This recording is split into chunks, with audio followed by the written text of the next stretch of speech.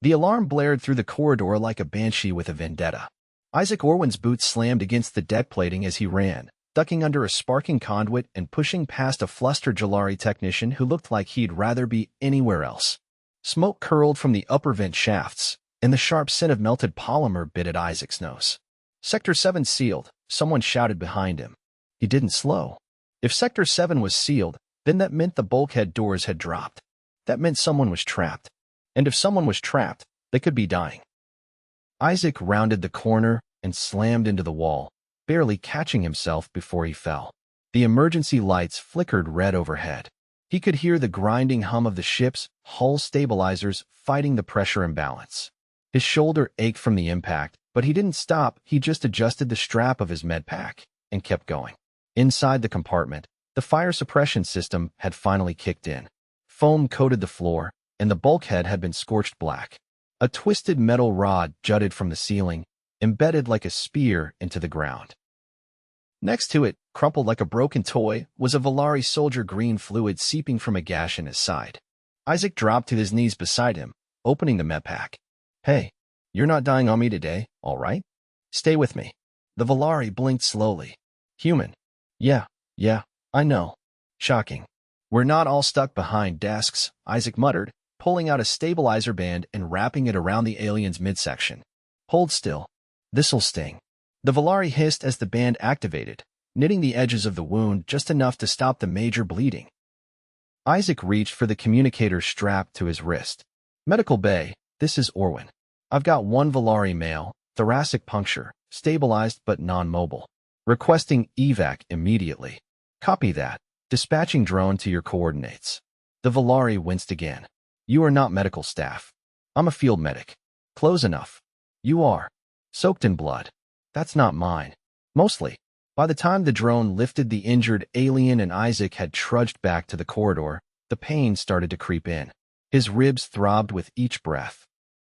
His left sleeve was torn, revealing a ragged, slowly darkening patch of red just below the shoulder. He didn't notice until he reached the medbay doors, and one of the nurses gasped.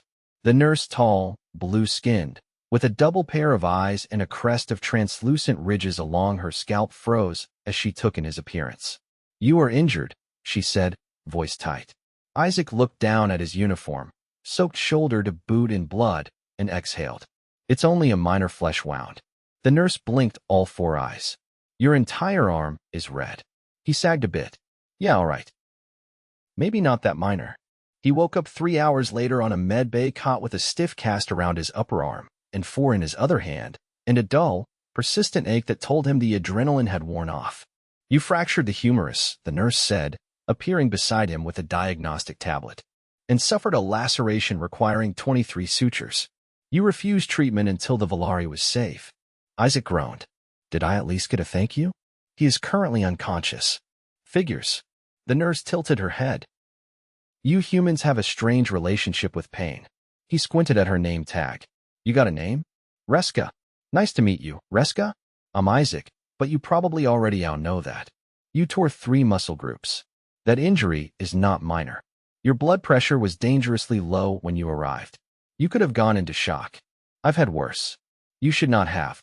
Isaac shifted, regretted it immediately, and settled back. I'm not trying to win a medal. I just couldn't leave him there. Reska stood still for a long moment, tablet forgotten. You jeopardized your own life for a non-human. He snorted. I jeopardized my life for a person. Species doesn't factor in. Reska stared at him as if trying to decipher a puzzle with pieces missing. You humans are very inefficient with your bodies. I'll take that as a compliment. It was not. Over the next week, Isaac remained in the med bay for recovery. The fracture was clean but painful, and though the sutures had been sealed with regenerative gel, he still had to limit motion. He learned quickly that Reska ran a tight ship. Her aides barely spoke and always moved with purpose. She made him do breathing exercises, eat protein-heavy meals, and refused to let him leave his cot for 3 full days. On the 4th, she allowed him to sit on the edge of the bed with supervision, as if he were a particularly fragile vase. Are all field medics this reckless? She asked as she monitored his pulse. I wouldn't call it reckless. You ran into a collapsing corridor with no protective suit. I didn't have time to grab one. You call that a valid reason? Isaac shrugged with his good shoulder. If I'd waited, he'd be dead. No point in second-guessing. Reska didn't respond. She simply logged his vitals and moved to the next patient. It wasn't until the second week that Isaac was cleared to walk the medbay halls. He still wore a sling, and Reska reminded him every morning that the internal bruising would take longer to heal. As he walked laps around the medbay, he noticed something odd. The alien patients Valari, Jalari, and even the elusive Kryn nodded at him. Some looked away quickly, clearly unsure how to approach a human who bled for someone else. Others offered quiet greetings. One day, a young Jalari child padded over while Isaac sat in the observation room. "You were the one who helped the soldier," the little alien said. Isaac smiled. "I guess I was. Are you better now?" "Getting there." The child looked at his sling. "You still look broken." Isaac laughed. "I feel it." The child blinked at him, then offered a small potted plant. "My father said this helps with healing." It was a lopsided thing with 3 leaves and a smell like burnt sugar, but Isaac took it with a grin. "Thanks, kid." Reska watched from the doorway, unreadable. Later that evening, as she replaced the dressing on his arm, she spoke without looking up. "Do you regret it?" "Getting hurt?" "Yes." Isaac was quiet for a moment. "No, I'd do it again." Reska's fingers paused for a heartbeat, then resumed. "That is what terrifies me most." By the 3rd week, Isaac was able to return to light duty, though Reska insisted he report daily for checkups. He ran basic drills with the support staff and offered training to the newer medics on emergency triage. Word had spread, apparently. He was the human who bled for someone else's war. One morning, while inspecting supply kits, the ship jolted violently. Isaac grabbed a table to steady himself as the lights flickered. Reska's voice came through his comm report to Mebe. "Incoming casualties." He didn't argue. As he arrived, he caught sight of the first stretcher, another Valari, this one burned along one side. Isaac moved without thinking, grabbing gloves and a scanner. Reska intercepted him. "You are not cleared for field duty." "I'm not going into the field. I'm already here." They locked eyes for a moment. Then she handed him the scanner. For the next 4 hours, they worked side by side. Isaac's sling was gone, but he still favored his right side. He triaged 3 patients, assisted with 1 emergency red draft, and kept the youngest patient calm while Reska repaired a cracked ribcage. After the last patient had been stabilized, Isaac sank onto a bench, sweat dripping down his face. Reska approached with 2 hydration packs and handed him one. "You are still healing." "So are they." She sat beside him, uncharacteristically quiet. "I have studied over 50 species. None willingly risk themselves the way you do." "Not without immediate benefit." Isaac drank deeply. "Maybe the benefit is knowing I made a difference." Reska looked at him, the faintest frown pulling at her brow. "Or maybe you are all just a little broken." He smiled faintly. "Probably." She stood, collected his empty pack, and glanced down at his uniform stained again, though not as badly this time. "If you bleed again," she said, "I will be very cross with you. I'll try to keep it internal." She didn't laugh, but she didn't walk away either. The mess hall was too quiet for a ship that had nearly been torn open 2 days earlier. Isaac sat hunched over a tray of something green and crunchy, picked apart like a puzzle he wasn't in the mood to solve. The food was probably nutritious. It might even have tasted decent. But right now, it was just a prop to keep him at the table and away from Medbay, where Reska had all but threatened to staple him to a chair if he showed up again before his next rotation. Across the room, a group of Kryn engineers clustered around a wall-mounted display, gesturing with their long, translucent fingers. Their conversation sounded like glass wind chimes in a hurricane. Isaac didn't understand the language, but he learned to decipher tone. This one was frustration over system integrity, not panic. He stabbed at the green chunk on his plate. "Is that edible?" a voice asked from behind. He didn't look up. "Define edible." A shadow slid into the seat across from him. It was the Valari soldier, the one from the bulkhead accident. His side was wrapped in a support brace, delicate spines along his neck dulled with recovery gel. He moved stiffly, but he was upright. "You're out of bed," Isaac said. "That's either impressive or incredibly stupid." Reska said, "I could walk for short periods." "You count as short." Isaac considered him. "I've been called worse." There was a pause that might have been a smile if the species had lips. Instead, the Valari's gill plates flexed slightly, a gesture Isaac had started to interpret as amused resignation. "You saved my life," the Valari said. "I didn't do it for applause. I didn't bring any." Isaac finally put down his fork. You sure you should be walking around? That brace isn't decorative.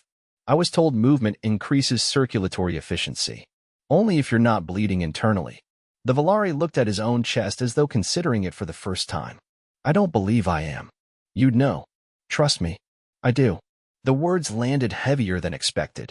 Isaac shifted in his seat, uncomfortable in a way that had nothing to do with pain. You got a name? He asked. Goran. Well, Goran, if you collapse, I'm not carrying you. My arm's still half useless. Understood. I will crawl.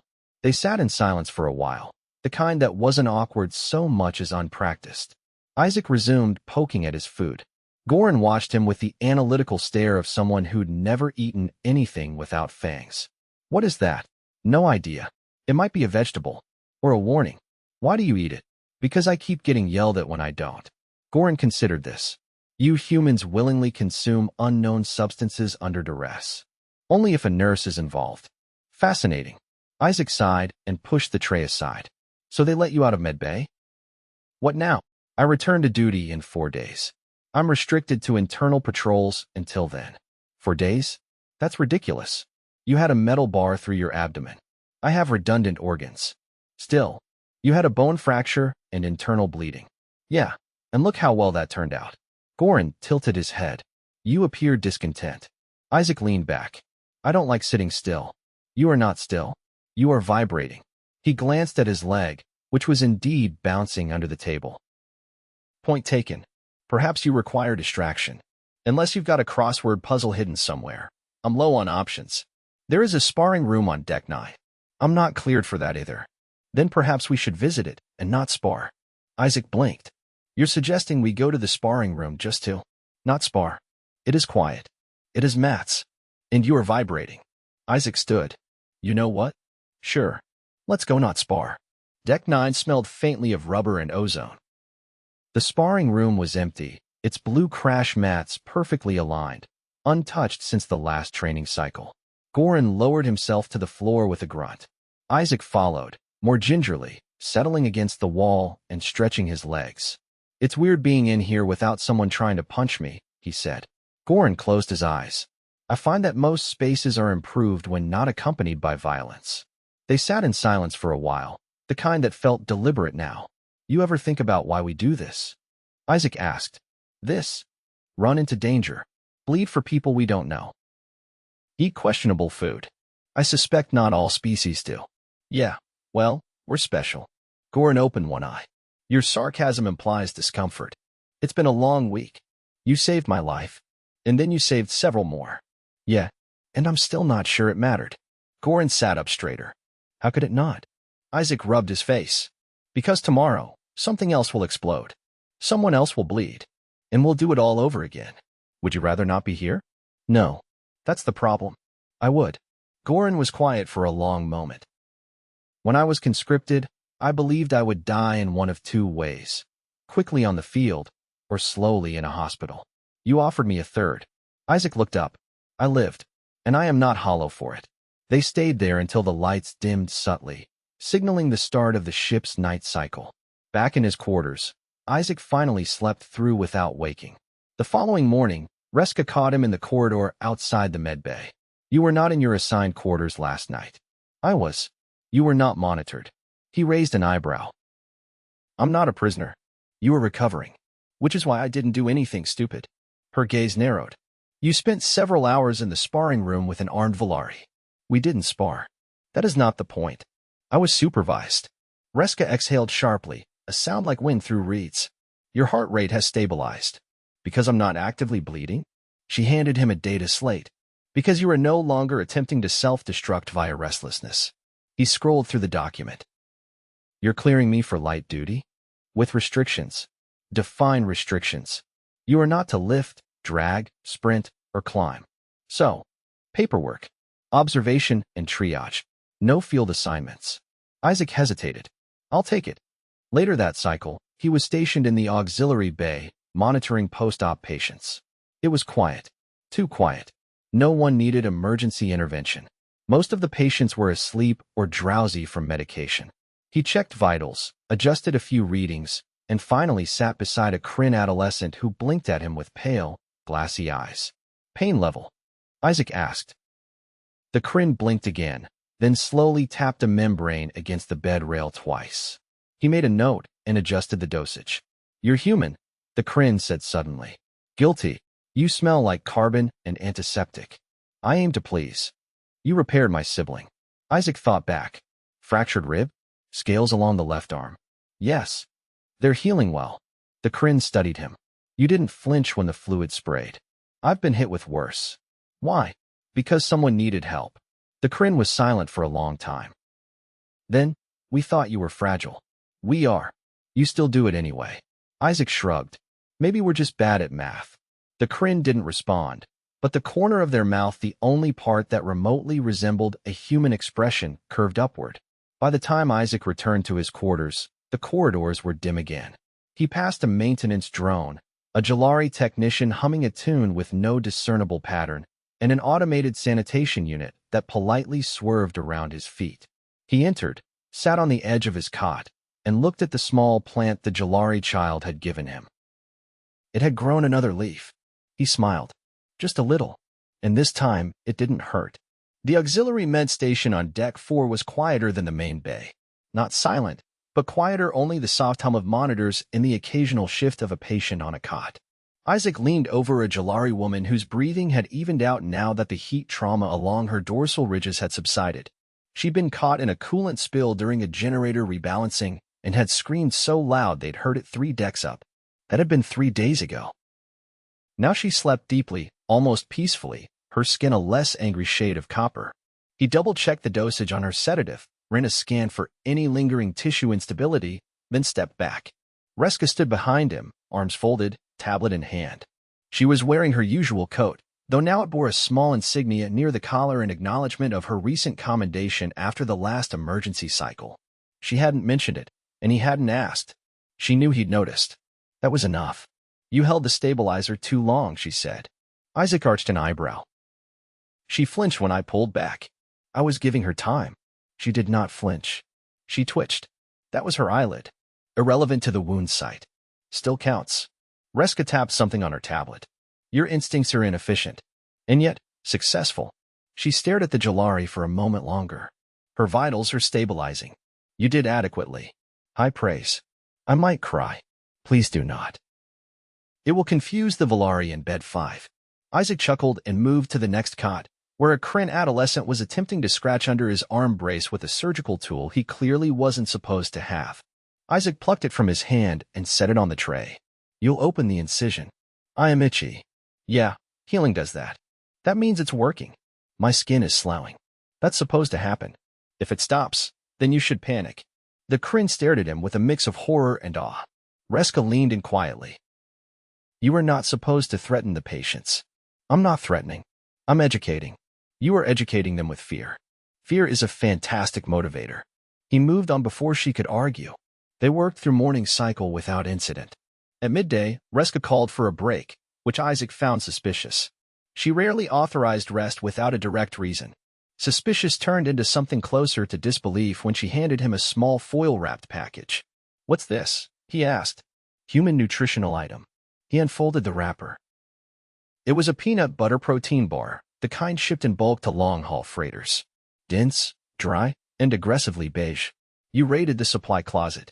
"I requisitioned it." "You stole it." "In accordance with nutritional protocol." He took a bite and immediately regretted it. "This tastes like chewed cardboard." "You are deficient in protein." "I never asked for this." "Your records indicate otherwise." He finished it anyway. She watched him, expression unreadable. "You're being weird," he said. "I am monitoring your compliance. By feeding me dust. I was told this specific item improves human aggression." "You want me more aggressive?" "No. I want you to stop vibrating during patient sedation." After break, they returned to triage. A Jalari mother and child were admitted for oxygen deprivation, some shuttle malfunction during atmospheric re-entry. The mother was conscious but groggy, the child barely responsive. Reska took the adult, Isaac the child. He lowered the mask gently onto the small, ridged face and adjusted the mixture. The vitals flashed erratically for a moment, then began to normalize. The child's fingers twitched, then curled around his wrist. Isaac didn't move. Reska came over after stabilizing the mother. Status: improving. Oxygen saturation is climbing. But he didn't finish the sentence. The child's grip tightened. Reska leaned closer, scanned the vitals. They are frightened. I know. You will need to remove your hand. Not yet. They stood there a full 7 minutes, the child's grip never loosening. Finally, the small hand released, and Isaac gently pulled back. You are very still when it counts, Reska said after a moment. Is that a compliment? Do not let it go to your head. Too late. The next day, Isaac arrived early. He found Reska already inside, arranging instruments on a sterilization tray. She didn't acknowledge him, but her antennae flicked once in his direction, a subtle greeting. He returned it with a nod she didn't see. A transmission came through while they reviewed the overnight logs. A mining vessel had suffered a structural collapse in the asteroid belt. Injuries ranged from blunt trauma to atmospheric wounds. The closest medical facility was 3 hours away. They were the only stopgap. Reska turned to him. We will operate from the secondary bay. Prepare triage kits. Already on it. Isaac moved fast. Packed 6 kits, tagged them with patient zones, and loaded the crash cart with new plasma bags. The mining crew arrived in waves. First 2, then 5, then more. By the time the final group came in, the medbay had spilled into the corridor. Isaac was elbow-deep in a bandage change when someone shouted for help from the far end. He handed off the wrap to a nurse and sprinted. A Hascari male lay convulsing on the floor, blood pooling beneath his side. Isaac dropped to his knees, pulled open the shirt to reveal a deep abdominal gash, and immediately applied pressure. Reska, he shouted. Severe bleed. I need sealant.